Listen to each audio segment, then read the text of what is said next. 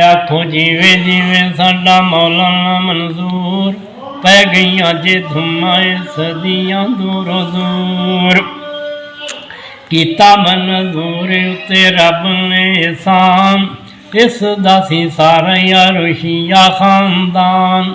मौला ने अताया इन्नू इल्म कुरान, कर दिता सी नयंदा रब नूरों नूर। आखो जिवे जिवे साडा मौलाना मंजूर, पै गईयां जे धुम्मां सदियां दूरों दूर।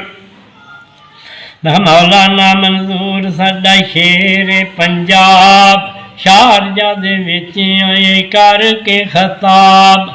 फजल कीता इंदे उत्ते रब दी जनाब, दुनिया दे विच हो गए अज मशहूर। आखो जिवे जिवे साडा मौलाना मंजूर, पै गईयां जे धुम्मां सदियां दूरों दूर। सुभान अल्लाह। मैं क्या मौलाना मंजूर जिथे जामदा जे आ, छोटे वड्डियां नूं चढ़ जामदा जे चा।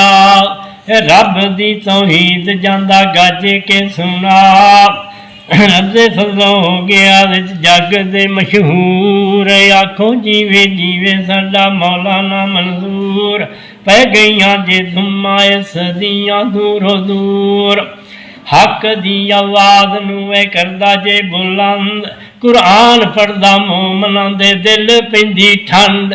पर जिन्हां दिलां विच यारो शिरक दा जे गंद, उन्हां नूं तां सुण दुख लगदा जरूर। आखो जिवे जिवे साडा मौलाना मंजूर, पै गईयां जे धुम्मां सदियां दूरों दूर। दिन रात तबलीग विच करे भज दौड़, मुल्तान से कराची कदी जामदा पिशौर।